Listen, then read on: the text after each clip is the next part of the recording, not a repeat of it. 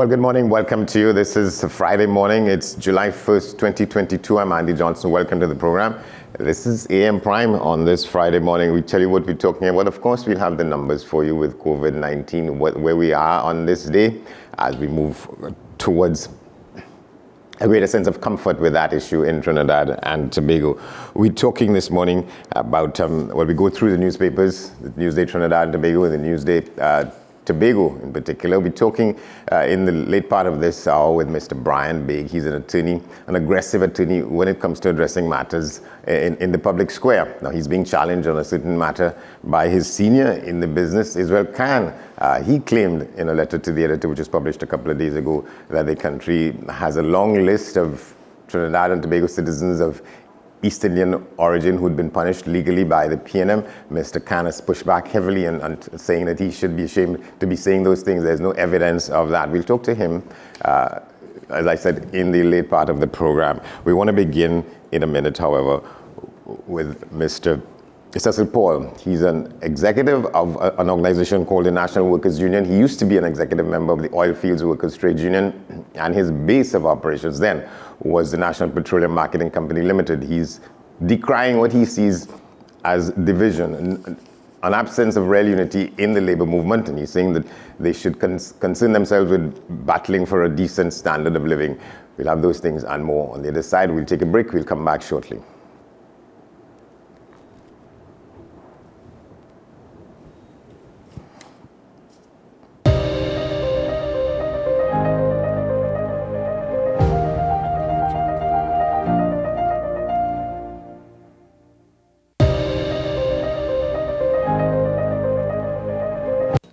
What's the best way to grab the attention of viewers? Please exercise more patience. You have to be kidding me. Doing what we do best. I'll say at the very least it's a conspiracy of laziness against the people. Join me, Keaton Shaw. And me, Sean Michael Small, for Talking Point. Weekdays from 8 a.m. to 9:30 a.m. We go in-depth on the trending issues and engage the most controversial newsmakers as we get them to account to the people for their actions. You can't go to the government with nothing. You can't go to cabinet with an empty hand, with a wish. I'm glad that we're having this a sober, mature discussion. In the present situation, I expect a continuation of the chaos. Join us for the discussion, Mondays to Fridays, only on WESN, the content capital. People really want to know, what about me? Where do I fit? Yes. What is in the ride for me in terms of a better Trinidad and Tobago? And I'm pleased to shed some light on that. The purpose of bail is to ensure your attendance at court. That's it. It is not punitive, it is not rehabilitative. We the police officers, we are professional and we are here for whenever the survivor is ready to come forward. We have the right to private and family life, the right to religious freedoms and beliefs and thoughts and expression. But these rights are not absolute. Certain rights can be limited. The law is to govern the whole, is for all of us in public.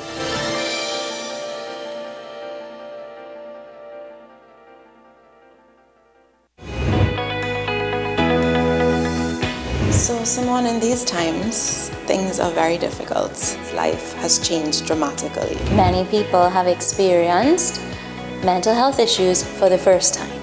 So, people who have just managed to keep anxiety at bay are experiencing a lot of anxiety now. I am talking with another one of the major pillars of the women's senior national team. Her name is Ria Belgrave. She's actually center defense.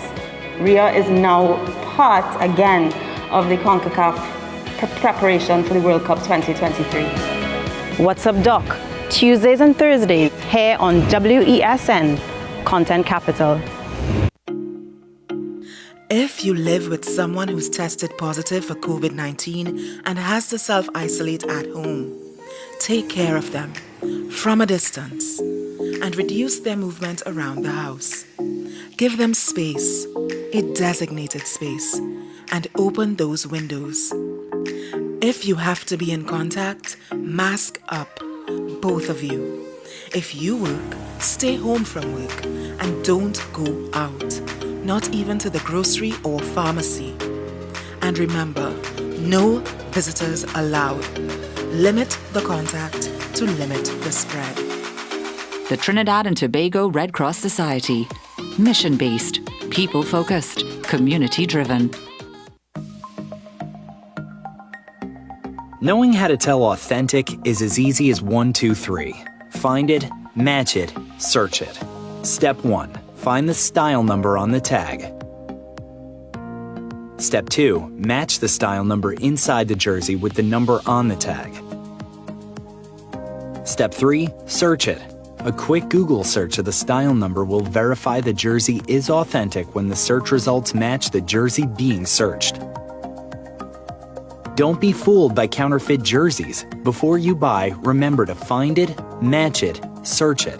Fanzone, 2 locations nationwide. Center City Mall, Chaguanas and Movietown, Port of Spain. Nationwide delivery available.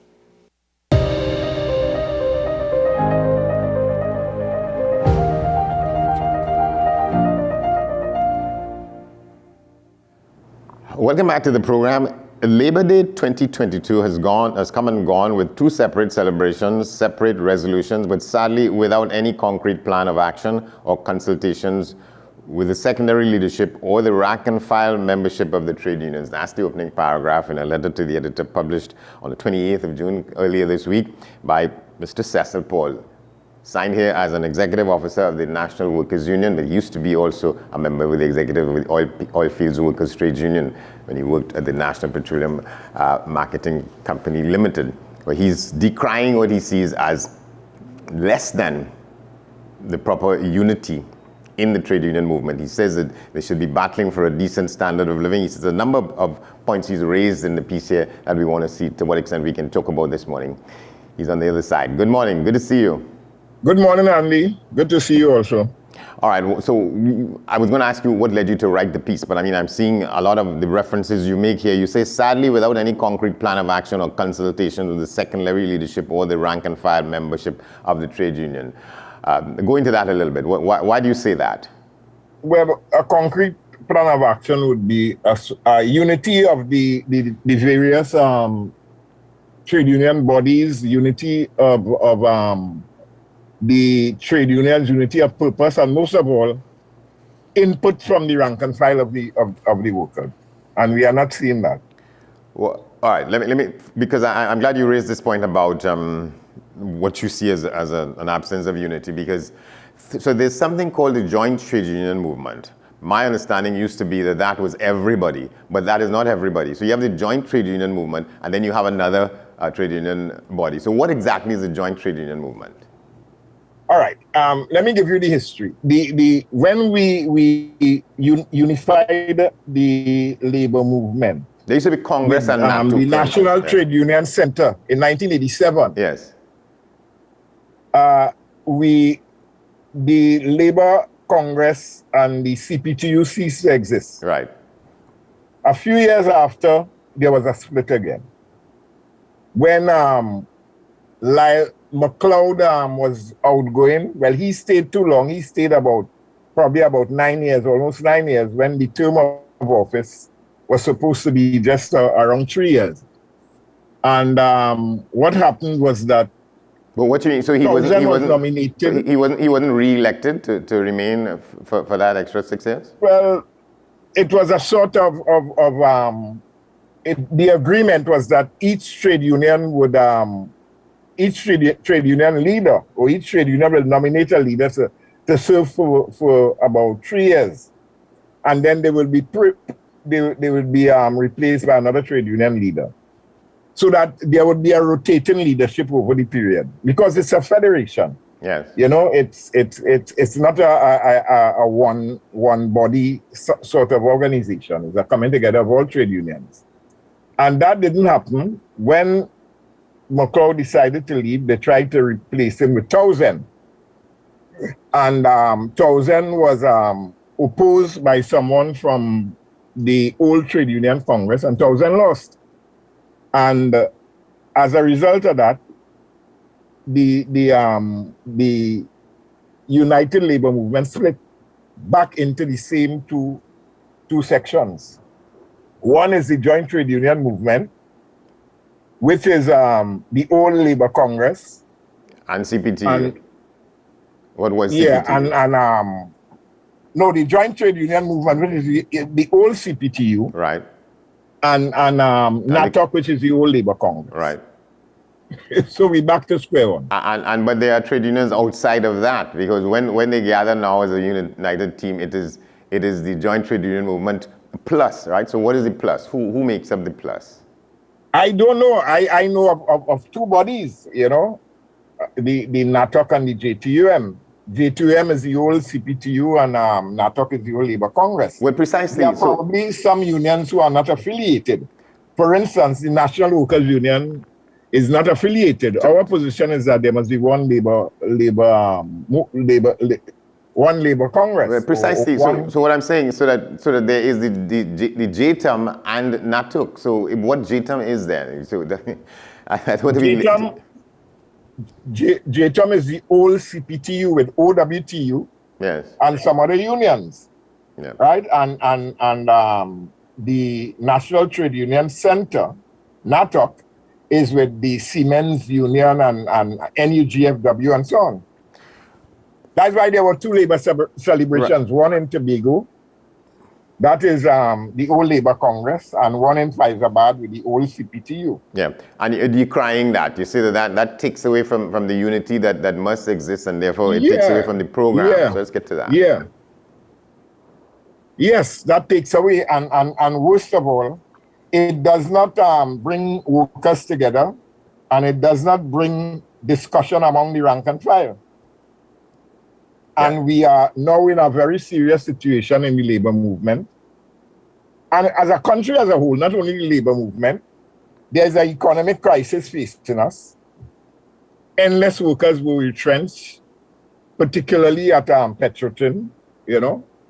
And there is a lot of economic problems. Prices are going up. We have large unemployment, as I said, and people would go through a lot of difficult periods, you know, and we don't know what will happen. I think that we'll have a lot of disturbances and so on. And you don't think that declaration that came out of this year's Labor Day observances addresses those concerns and those anxieties sufficiently and properly? No, there's a voter confidence, a voter no confidence rather in the Prime Minister. That is a packer. It doesn't make any sense.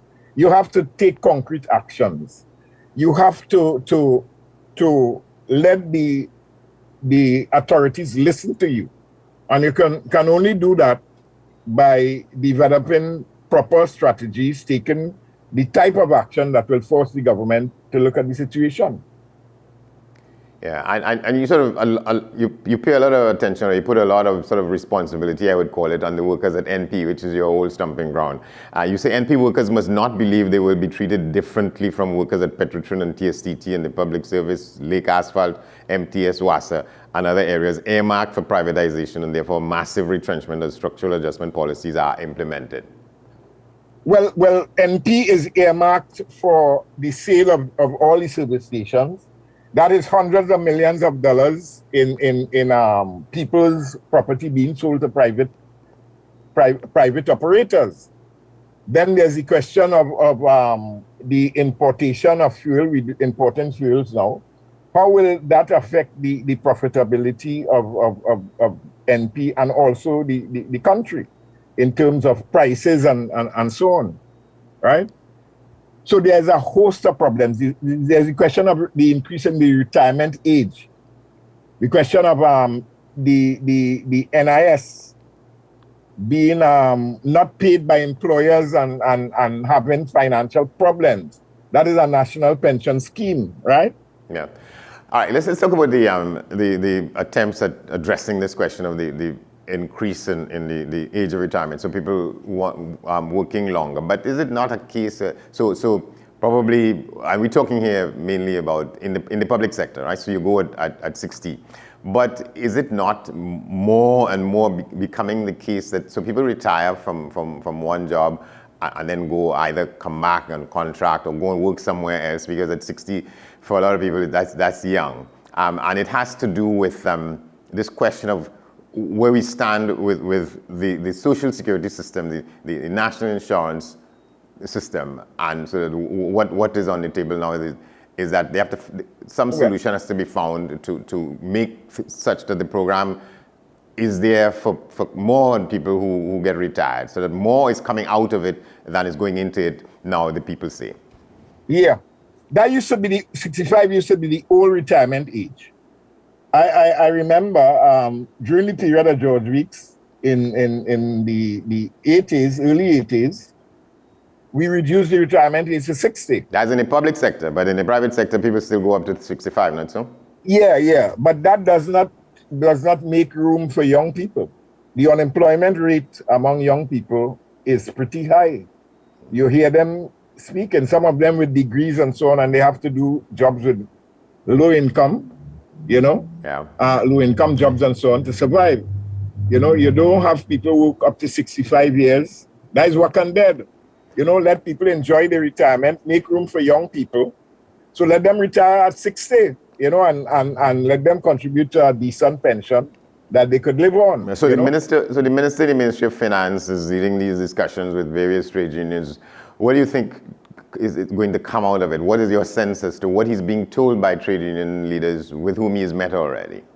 Well, unfortunately, one union, I think it's NUGFW, doesn't mind the retirement age increasing, right?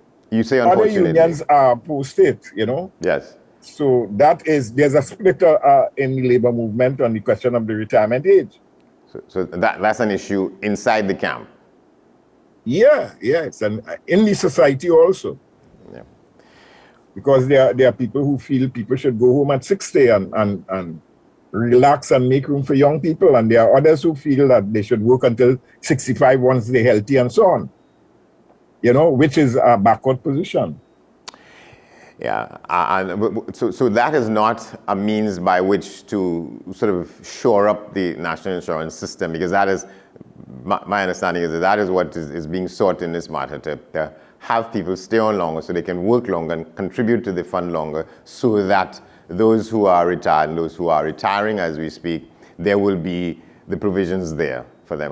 How else do you think that matter could be addressed? Yeah, well, that's a factor advanced by the employers, but more important is that some employers, particularly in the minimum wage industry, are not paying their NIS contributions. And worst of all, they are taking the contribution from the workers' wages and not paying it in. And they have been given debt forgiveness. So that is still a factor today?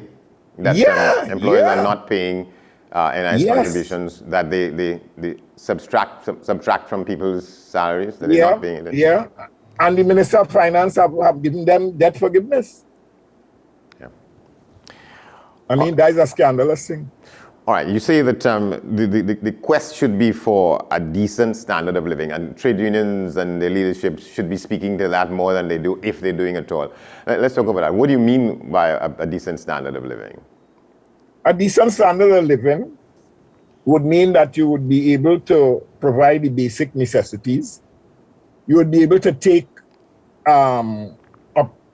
advantage of any, say, housing opportunities that are available through the state or through your own initiative, being able to provide adequate, meals for your children that is nutritious and so on, and being able to educate your children in a manner that would create some sort of advancement and give them opportunities when they reach the working age. Now, you don't think there may be not 100%, I don't know what percentage to put on it, but you're not convinced that a lot of people in the workforce now enjoy a decent standard of living?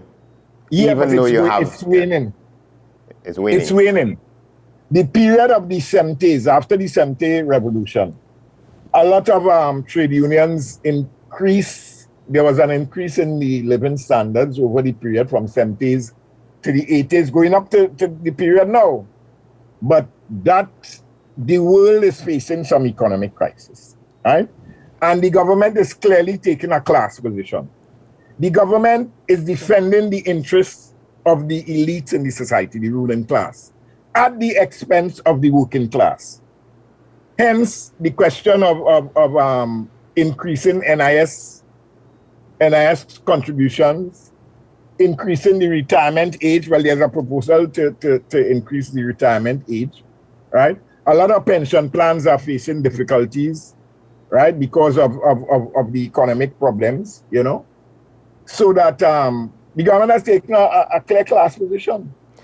Is that not to some extent I'm not sure I want to use the term protect, but you have to work with the employer class, as it were, and the people who are investing and so on, so that they create jobs, so that people could get jobs. So you can't sort of legislate them or take action that will punish them for doing what they're doing.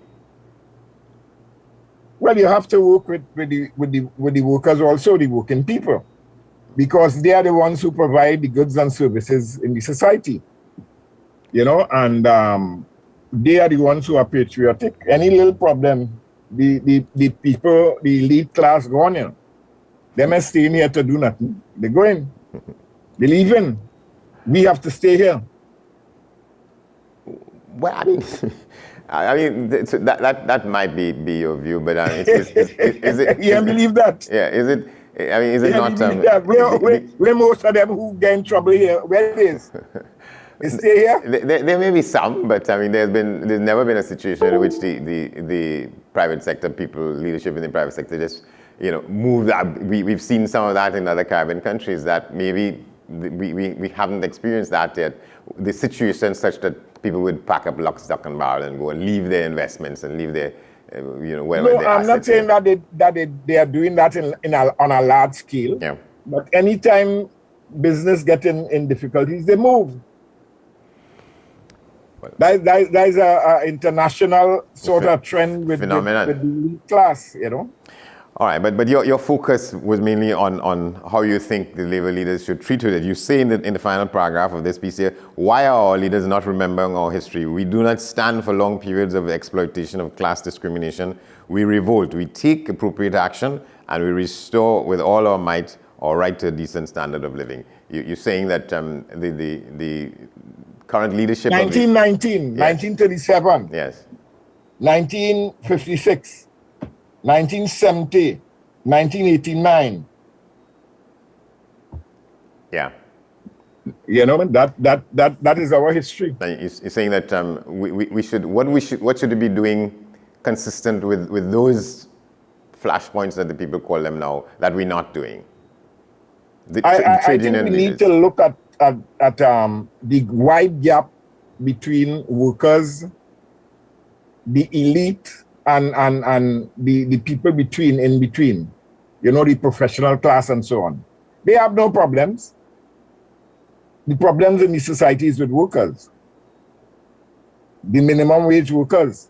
We have just about 10% of workers protected by unionization, and we have the rest. No unions, minimum wages and conditions. That's a figure you use with some authority. The 10% of the working population are unionized. And yeah. We have done figures over the years. Yeah. And you think that the trade unions should be more aggressive in trying to get workers unionized? Yes, but it's a difficult task. You have unionization in the major industries, like the state sector, the major industries that are what you will call state-owned and utilities, But other than that, all those enterprises, workers are ununionized. The minimum wage sector continues because of non-unionization of those workers. There are no protection. Yeah. You say we do not stand for long periods of exploitation and class discrimination. We revolt. Yeah, that has happened in 1919, 1937, 1956, even with the same PNM. Those periods you call there, yeah. Yeah, 1970, 1989. So you think the conditions now, the environment now calls for more aggressive action, for more activism? It's coming. It's coming if we don't do anything, if we don't give equal benefits or treat the unionized workers and the non-unionized workers properly. And look at the retrenchment, WASA retrenchment. We have problems in TNTech, Petrotrin. We have low wages in the oil industry now. The refinery has been closed. It is said it will be sold to some foreign company, right? The port, after it wasn't sold is usually a place of temporary workers. You know? You say WASA retrenchment? The Minister of Public Utilities was denying WASA was threatened to retrench workers. They had a demonstration up to yesterday. Yeah, but the Minister of Public Utilities is saying that there are no such plans.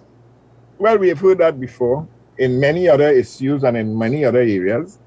We heard that the refinery wasn't going to be closed. You know. Now it is earmarked for sale to some foreign company, oil company that I never really heard about. Yeah, all right. But your bottom line is that you don't think the trade union leadership at this time is addressing these matters in the way that it should. Well, the disunity in the labor movement is a major factor.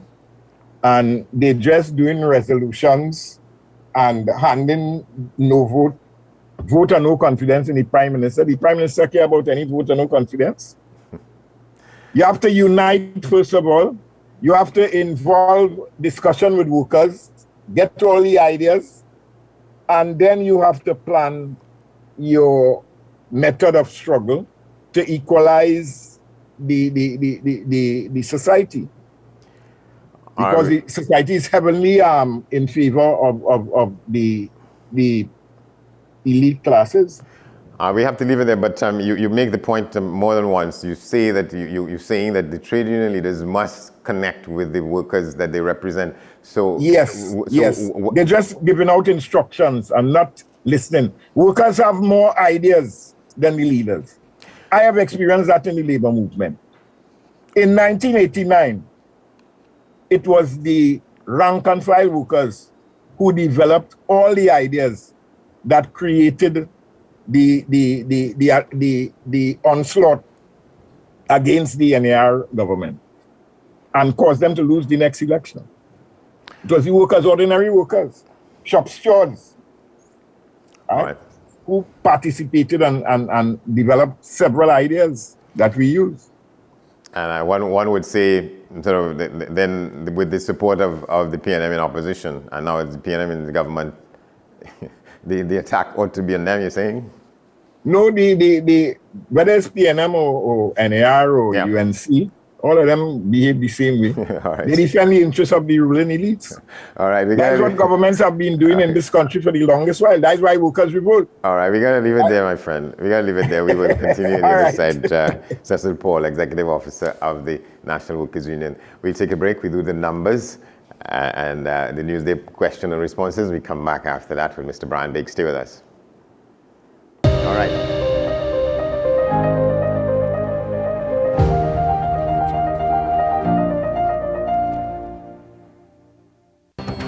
The issue, the continued rise in the price of flour and its impact on the cost of living in Trinidad and Tobago. How should we go about it? I want to ask you, what has been revealed to you about the state of vulnerability in the country because of this exercise and because of what we're going through? Is the government losing the war on the vaccine front? The discussion should revolve around the common good for the greatest number of people in Trinidad and Tobago. How do we inculcate a sense of respect and regard for people who may not be of your own political ilk or persuasion? The communities are now being used by political opportunists. So when the tables are turned, it's the same way. Okay, this has been 10 Questions. I'm Andy Johnson, and we'll see you next time. Burning questions, urgent topics. Welcome back to One on One, the show where we tackle the most current and pertinent subjects that are affecting all citizens, where we ask the hard questions and have in-depth conversations. What separates One on One from other talk shows is that the conversation stems from a younger perspective on topics that affect the fabric of our society. One on One, Wednesdays at 10 a.m. on WESN Content Capital. Let your voice be heard. Call Madam Fix It on WESN, the only place that effectively helps you with your woes. Having problems getting onto government agencies, water woes, NIS and pension problems, potholes, and much, much more. Call me, Madam Fix It, every Monday, Wednesday, and Friday, right here on WESN. Let me fix it for you.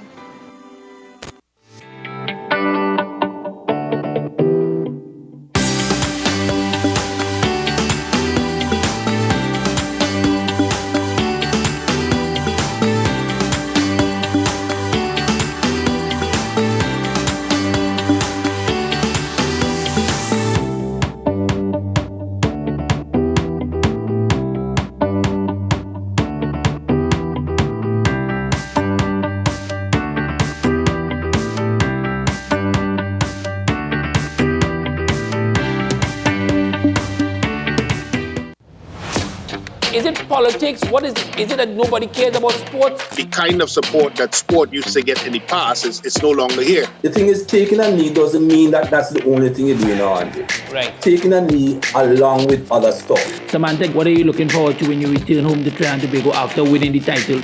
Thank you very much for speaking it into existence. Is it no pressure on Nicholas Paul? It makes me more motivated to work hard and to go out there and rep the red, white and black. Why are we sending a team to the Winter Olympics? There are a number of Trinbagonians who are in the diaspora and have grown up in winter sport. It's an opportunity that the Trinidad and Tobago Olympic Committee will not close the door on. I also believe in the players that we have. Once you can motivate the players, you can get the best out of them.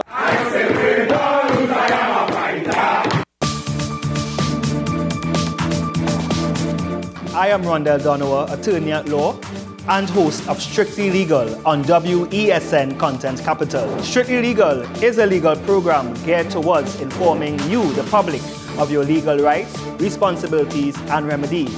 So be viewing Thursdays 10 a.m. to 10:30 a.m. A reminder from WESN. We urge you to protect yourself and others from the spread of COVID-19. Stay safe by taking some simple precautions.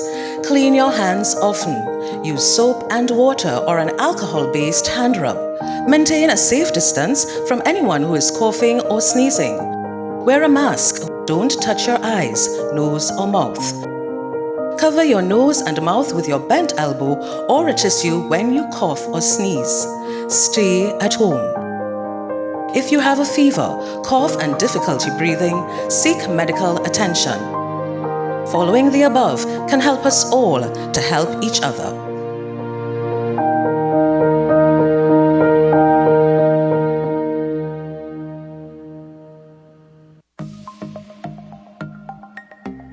Knowing how to tell authentic is as easy as 1, 2, 3. Find it, match it, search it. Step 1. Find the style number on the tag. Step 2. Match the style number inside the jersey with the number on the tag. Step 3. Search it. A quick Google search of the style number will verify the jersey is authentic when the search results match the jersey being searched. Don't be fooled by counterfeit jerseys. Before you buy, remember to find it, match it, search it. Fanzone, 2 locations nationwide. Center City Mall, Chaguanas, and Movietown, Port of Spain. Nationwide delivery available. The best birthday gifts are at thebesttoys.com. Shop for the best brands you love at the best prices. Like VTech, Leapfrog, Fisher-Price, Play-Doh, Hot Wheels, Barbie, Cocomelon, LOL, Baby Alive, Crayola. Visit us in-store at Forces Flagship MacBean. Shop online now at thebesttoys.com. Order via call or WhatsApp at 32DBEST to order. And remember, we have the best toys at the best prices. There's a taste in the air everywhere. Feel the vibe cause it's something to share. Smooth, rich and creamy, you'll find it right here. Makes you smile, relax a while, it's fun and good cheer. Ooh, enjoy every scoop. Ooh, every taste will get you hooked. We have flavors that you love, a combination special. Come along, enjoy your treats. This is Uncle Pete's.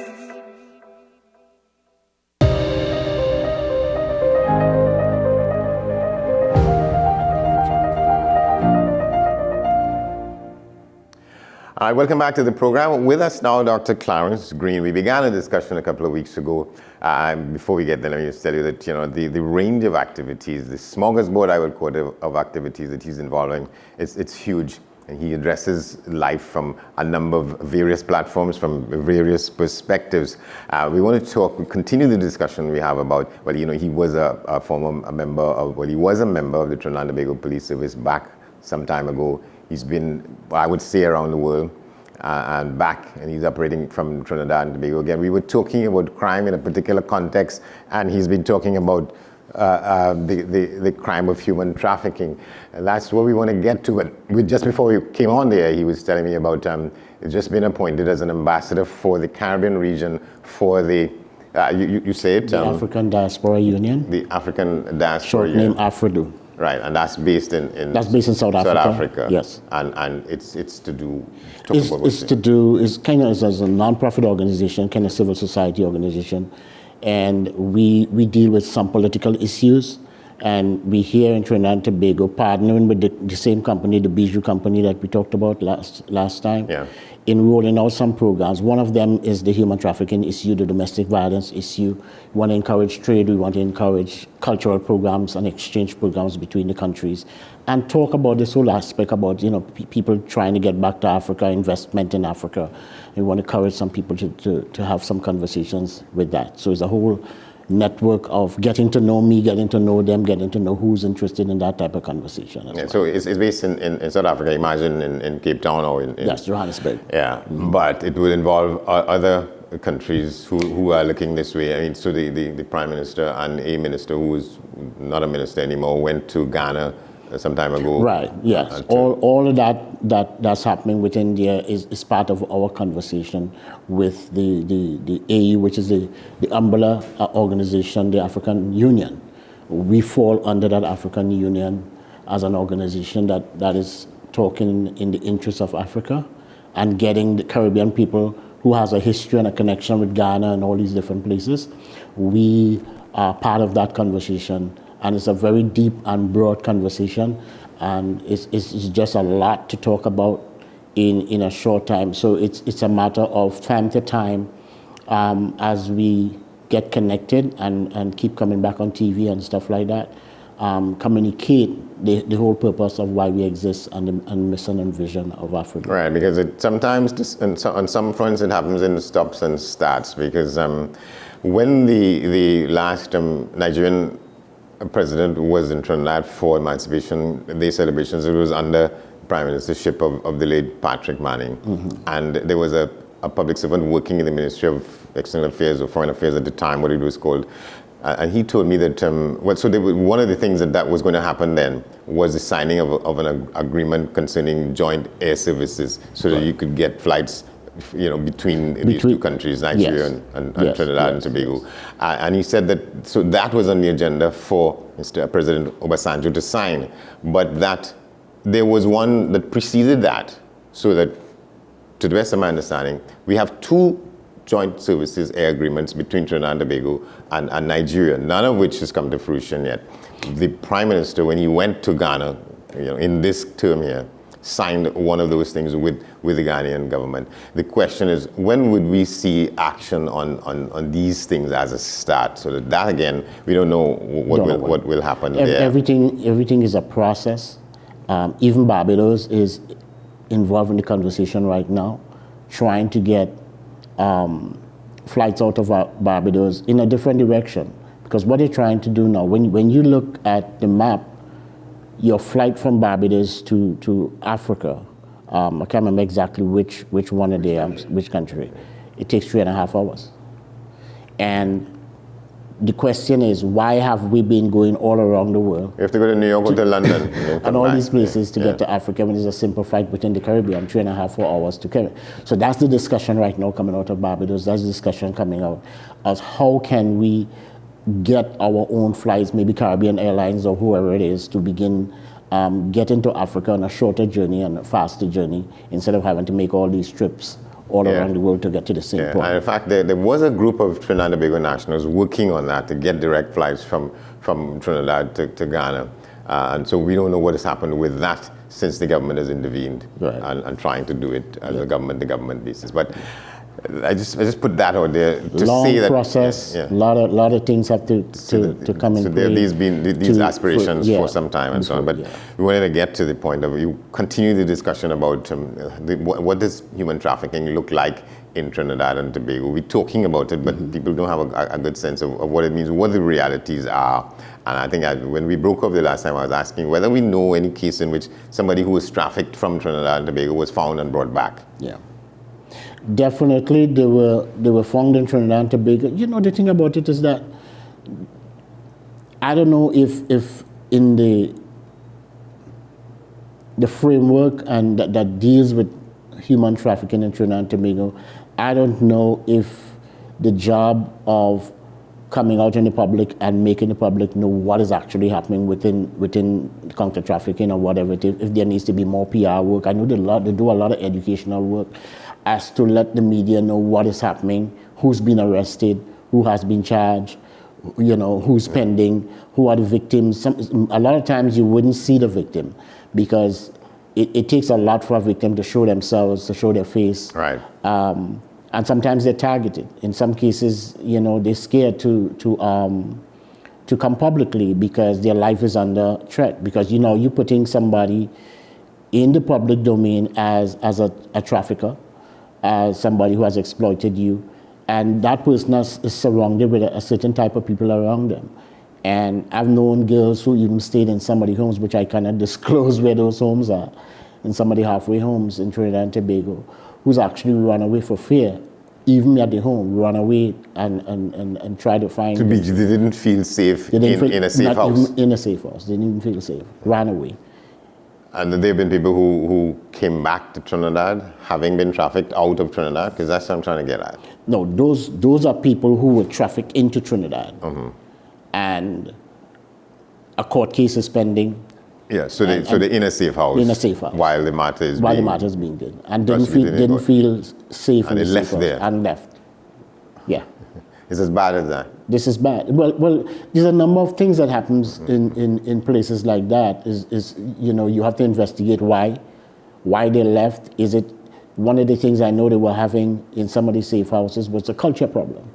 The culture of food, the culture of language. Language was a problem. You're talking about people who may be speaking Spanish and not quite understanding what you're saying and what I'm saying. The type of food, I know one of the problems was the kind of food that was being, we Trinis, so we cooking Trini food, they were not accustomed to it.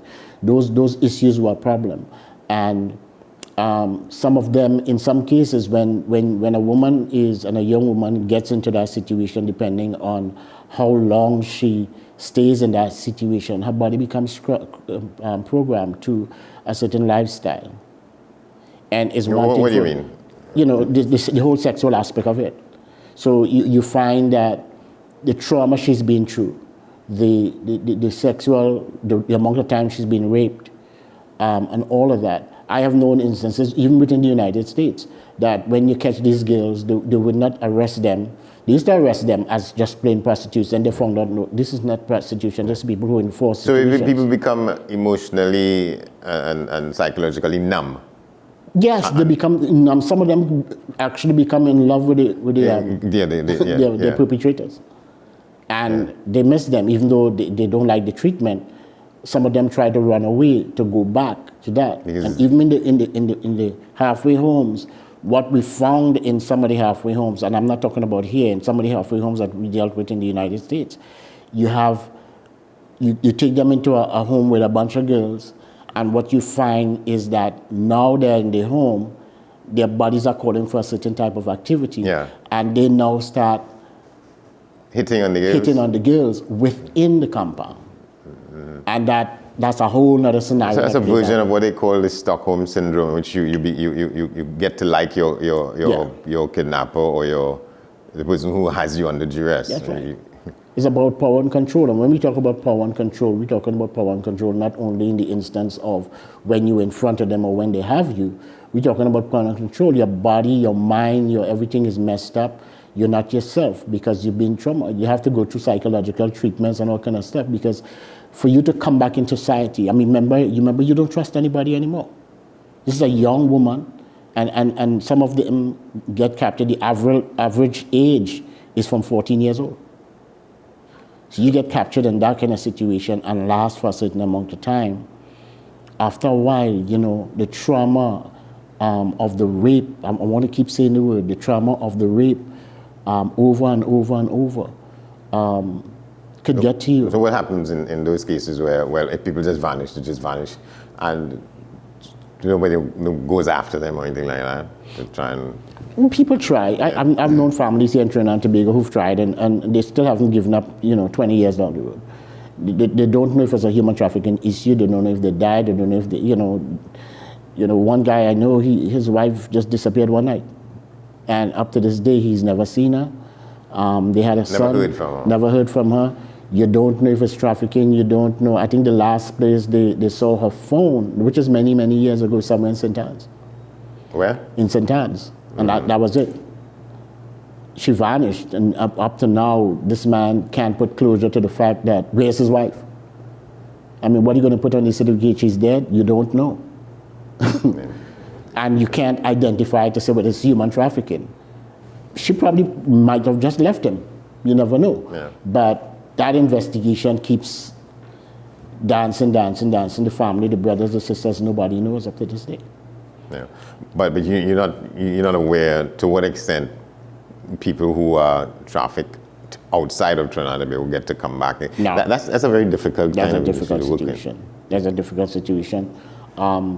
I don't have any proof of people who are trafficked out of Trinidad and Tobago coming back here.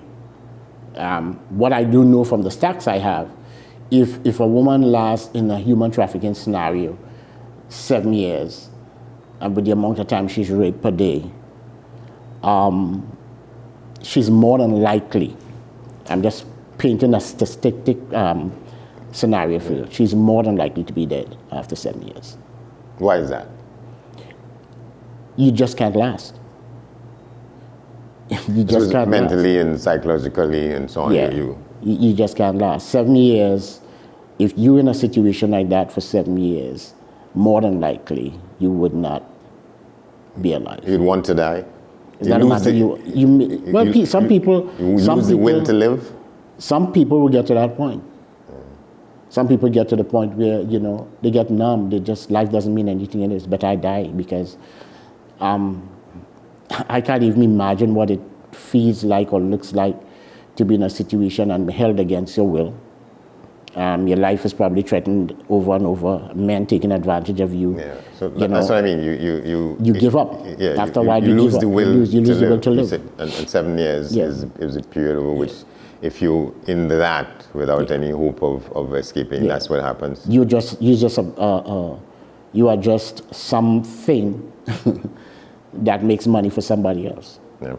How effective would you say? How would you grade we hear this thing, this term, the counter trafficking unit in the Trinidad and Tobago Police Service? How do you rate them? How do you grade them in terms of what they deliver? I would give them a pass grade, but I think a whole lot more can be done. It all depends on how much government want to feed that machine financially, because it takes a whole lot of finances. I believe that from what I've seen, that unit is understaffed. I personally believe it's understaffed. As with every part of the service is understaffed. And I think that is underfinanced.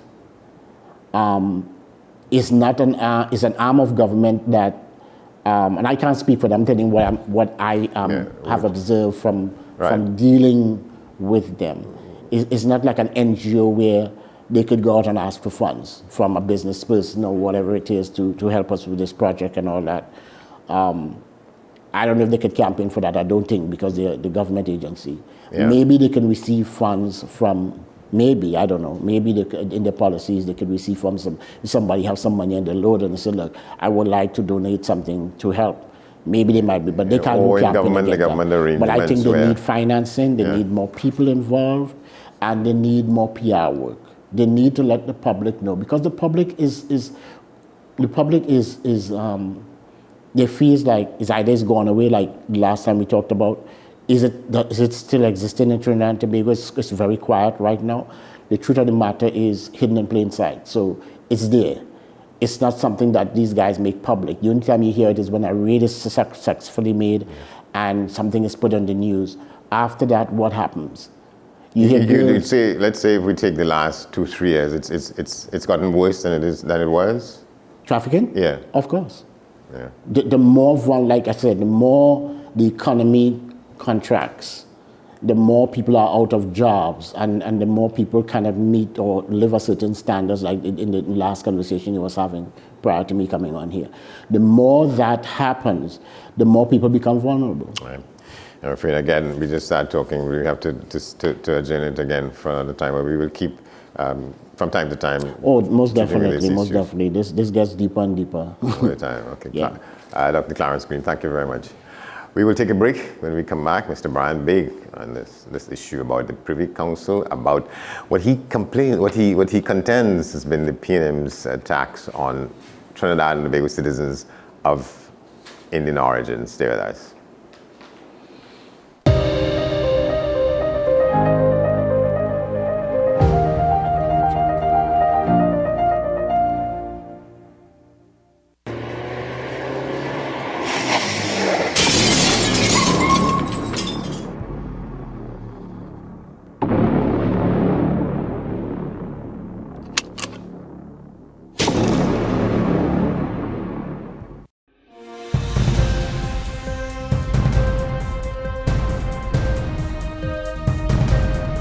Seven is out, all day is in.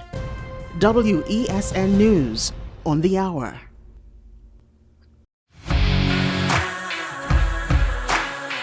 Every day, we communicate through stories. Stories of ourselves, our challenges, our goals, our experiences, and our aspirations.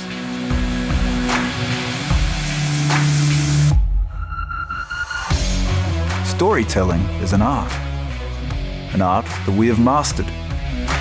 WESN Film Studios comprises a collaborative team of experts with extensive industry experience locally, regionally, and internationally.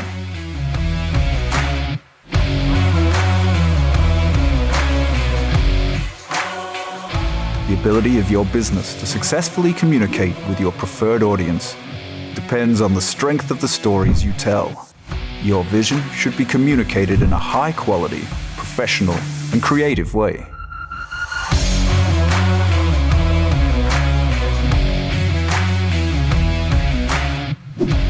From concept to post-production, advertising to film, multi-camera productions, live events, streaming, and virtual conferencing, we are WESN Film Studio. Let your own unique voice be heard and your vision realized. Call us today at 628-5835 for your next production.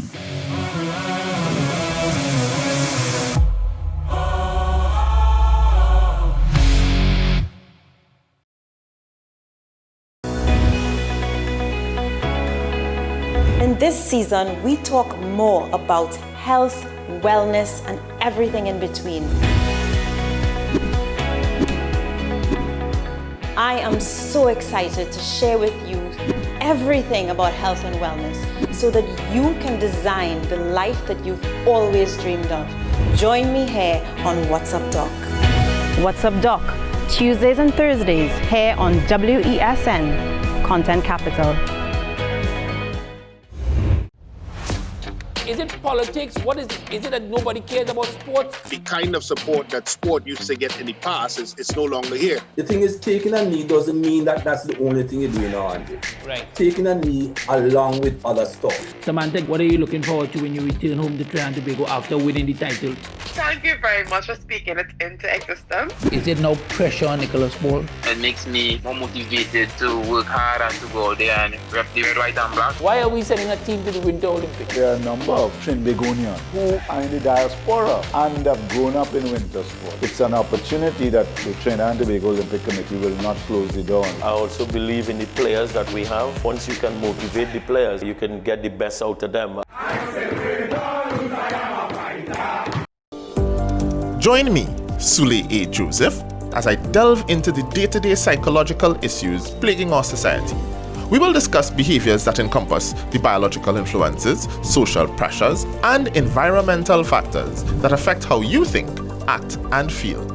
Sight, Thursdays at 11 a.m., only on WESN, Content Capital. Burning questions, urgent topics. Welcome back to One on One, the show where we tackle the most current and pertinent subjects that are affecting all citizens, where we ask the hard questions and have in-depth conversations. What separates One on One from other talk shows is that the conversation stems from a younger perspective on topics that affect the fabric of our society. One on One, Wednesdays at 10 a.m. on WESN, Content Capital. The Mary Immaculate Prayer Group and Friends presents its prayer breakfast on August 31st in aid of Monsignor Christian Pereira. The prayer breakfast begins from 9 a.m. at the Cathedral of Immaculate Conception. Cost is only $200. Come support the Cup of Gratitude in aid of Monsignor Pereira, August 31st. Tickets are available at the parish office of the Cathedral of Immaculate Conception and the parish of Our Lady of Perpetual Help. It may seem like the hardest thing to do right now, but we all need each other to wear a mask, wash our hands, watch our physical distance, and stay at home. We need you safe. Together we can make the difference. Together we can curb the spread of COVID-19. So let's be responsible in our actions. The Trinidad and Tobago Red Cross Society. Mission-based, people-focused, community-driven.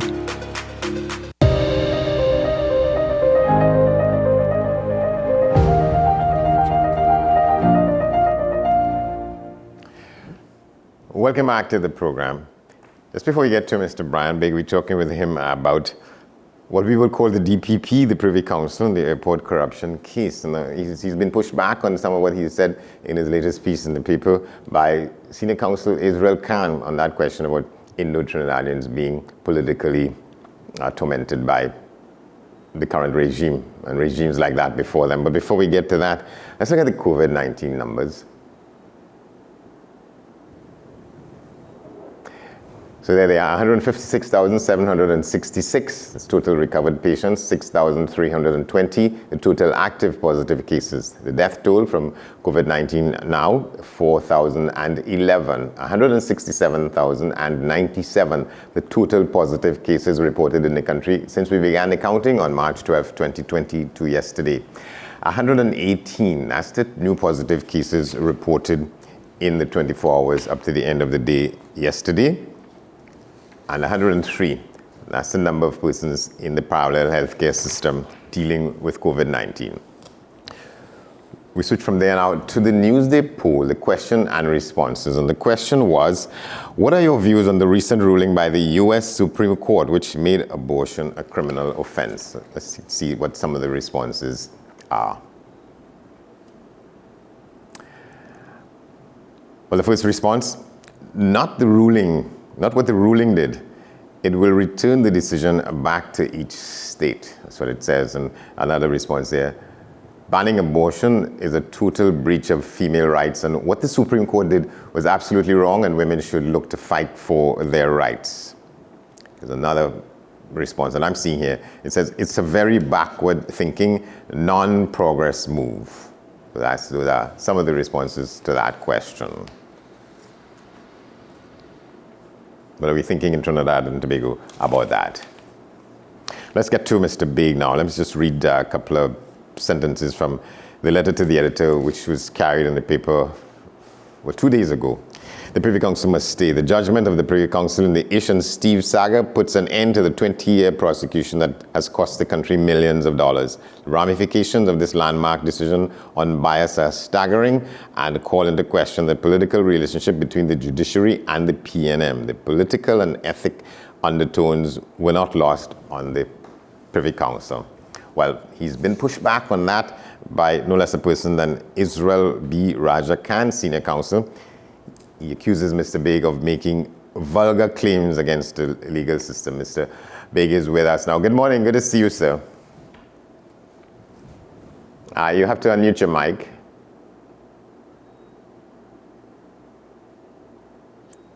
Good morning. I hope you're hearing me now. Yes, very well.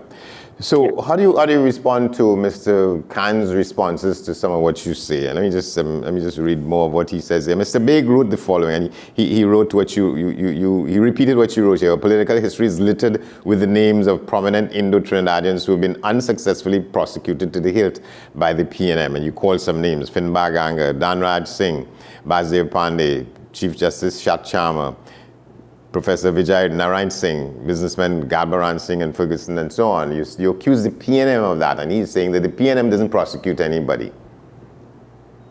A political party doesn't prosecute anybody. This is your senior in the business saying that. Well, with all due respect to Mr. Khan, senior counsel, a man who I have all the greatest respect for, but the facts speak for themselves, right? That these gentlemen were in fact brought before the courts on charges that went for years. I mean, Mr. Finbar Ganga faced the courts for 10 years.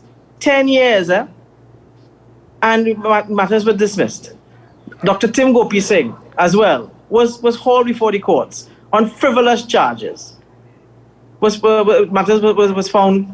He was found nothing against him. Yeah, but the question is, why you blame the administration in place for that? And he's saying here that the director of public prosecution is the person who proffers charges against people in these categories of things, and the judiciary is as independent as you could get. Why do you lay those charges at the feet of the political party, which would have been in power at the time, in office at the time? You see, Andy, the burning remains as unanswered is in the judgment as to why was a chief magistrate, Sherman McNichols, and AG John Jerry not investigated for the conspiracy to pervert the course of justice. And this had to be a misconduct of public office. The scathing criticism leveled by the Privy Council about their misconduct makes it obvious that this was warranted. We must look at it as if the roles were reversed, and Sat Sharma was seeking assistance from Anna Ramlogan, who would have been an Attorney General, while he was trying Pete Rowe for corruption. Would the DPP and the police have similarly turned a blind eye? All right, but here's Mr. Khan here. Mr. Baig has implicated the police, the Director of Public Prosecutions, and the judiciary in a conspiracy with the PNM to pervert the course of public justice in the criminal cases which are aforementioned. You talk about these cases that you talk about. According to him, unsuccessfully prosecuted to the hilt by the PNM. In the aforementioned matters, the police would have investigated the allegations of criminal conduct, gathered the evidence, and submitted the respective files to the DPP for his legal advice. So where's the DPP in all of this? So the DPP is in collusion with, or was in collusion, and probably if you're saying that these matters continue with the PNM to target people of Indo-Trinidadian heritage? No, I'm not saying that at all. But we must also look at the fact that the matters are brought before, right? Frivolous charges. The DPP as well has the power under the Constitution to decide whether to charge or not, right? So nonetheless, let's look at some facts. And we must remember, Andy, that facts are a stubborn thing. They don't go away, right? Let's look at some matters that is before and unresolved, which can be called PNM corruption and criminal scandals, right? We have the investigation into a repayment of a mortgage by a PNM minister who happens to be Minister Camille Robinson Regis, right? We have the investigation of the sale of a Porsche Cayenne luxury SUV, right, by a then Attorney General, right? We have issues of a sexual harassment case that was brought against a former minister who was Dara Smith, right, and money was paid. Why is there no investigation into that? There's investigation to sexual abuse of children in state homes. Is there no investigation into these things? I mean, look at the matter that is also getting our attention with the Piarco airport scandal. Look how long that has been going on. Exactly. But the PNM was in the government then. The PNM wasn't in the government then. Right. Well, look when this started. This is a 20-year prosecution, my friend. Yeah. It cost this country millions of dollars, millions of dollars. And look at what the council had to show. That they upheld the fact that there was an apparent bias by a magistrate. An apparent bias, right? Isn't that a critical variable in this matter? At least this particular, an apparent bias. It doesn't say that it was definitive, right? And the DPP is saying that the book is not closed on those things yet. That there's still possibility that he could, in his own right, from his own position in office, not close the book on those things. So what do you make of that? The DPP is taking sides politically. That's what you're suggesting. You're alleging. You're hinting at. Not suggesting, not hinting either, right? But if I was the DPP, I would have looked at one major factor in this matter. That this matter has dragged on so long. You have men who are being brought before the court, back and forth, back and forth. You have state funds being paid in this. You have a former prime minister being brought back and forth who has been scandalized. You have these persons. I know the sad part about it is that you only hear about Ish and Steve. But there are other persons in this matter as well. There's Mr. Russell Huggins. Why you don't hear Russell Huggins' name getting called? Well, his name is called in the matter, so Ish and Steve is a headline, but the other names are there in the details. That's how things work. And it's only because of the fact that it is believed that it has been stated these men were always being called financiers, UNC financiers. But were they not? Right? Were they not? Maybe they were, maybe they were not. You're not sure? Right? But at the end of the day, the facts again stands out, my friend. And in my understanding, at least one of them was also said to have been a financier for the PNM in a previous incarnation. I wouldn't call his name, but that's the case. So that, and there's that narrative in the country that financiers move from side to side depending on where the wind is at a particular time. Is that not the case? Nonetheless, my friend, at the end of the day, the fact still stands out. Why is it that there have been no hardcore push to go against anyone who has been in any relation close to the People's National Movement? Why? Why is that so? Right? And in fact, and furthermore, right, again, I just gave you a litany of issues that was brought forward, right? We had where you had a trafficking of cocaine, right? That was found in a diplomatic pouch. You have a former PNM MP and member of the government who is where she is now because of things that were brought against her. Okay, so you're going to use one, all right? One. I'm saying you're saying you're not seeing any. Right. But it comes back down. Doesn't it come back down to the discretion of the Director of Public Prosecutions in these matters?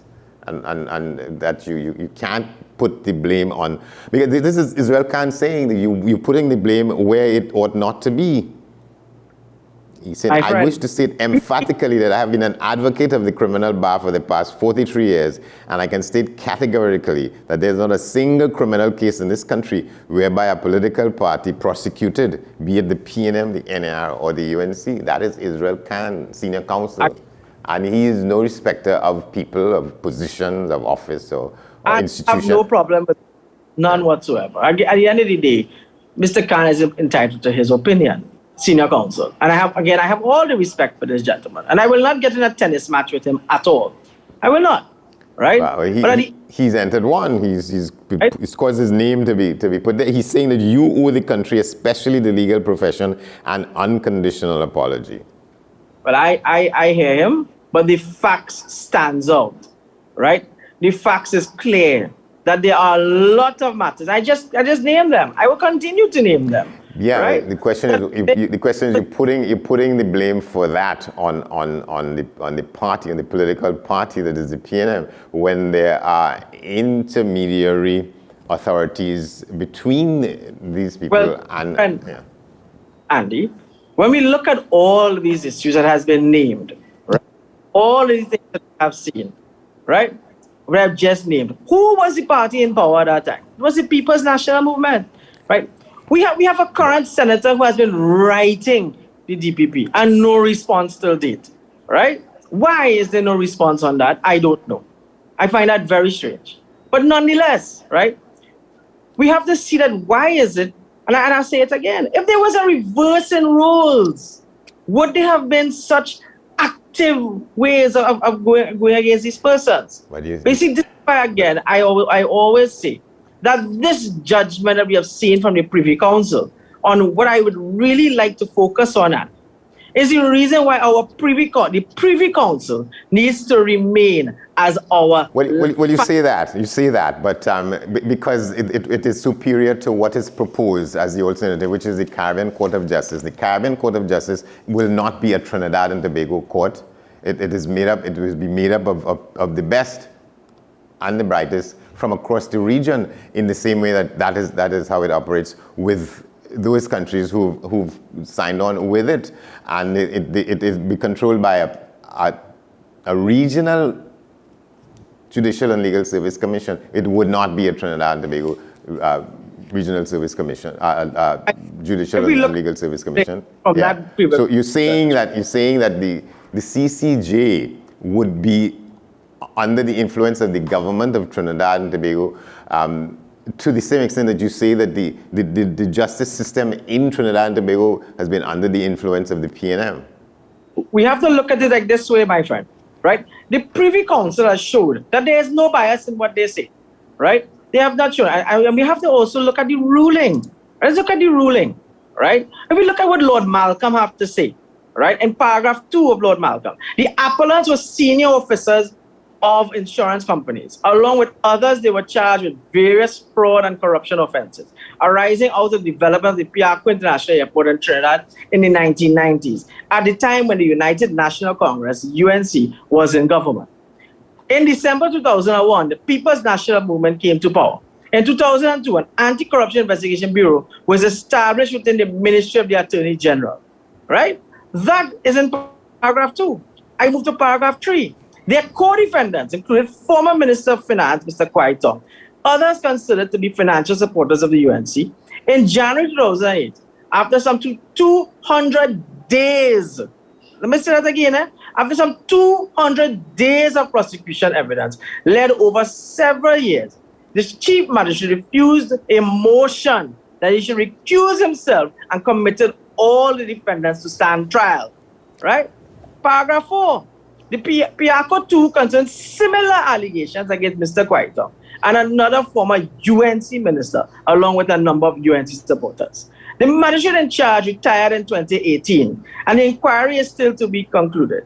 Same magistrate presided in Piarco 3, in which Basdeo Pandey, the former prime minister and then the leader of the opposition, was alleged to have received a corrupt payment. Piarco 3 was also incomplete when the magistrate retired in 2018. That is Shimon McNichols as magistrate?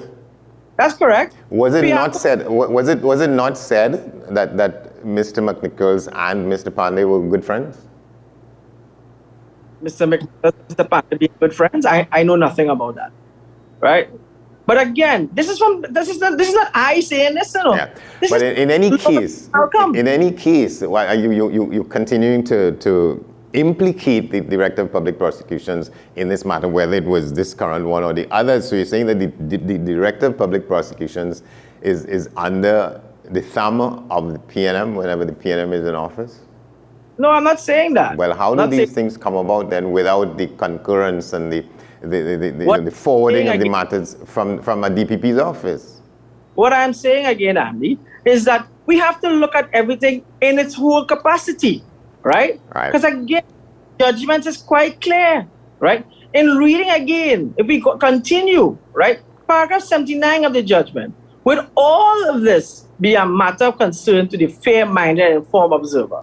The observers assumed to know that the Attorney General was in charge of the body investigating alleged corruption concerning airport contracts. All right. What you're saying is that you can't trust a Caribbean Court of Justice to come to a similar kind of conclusion on this matter.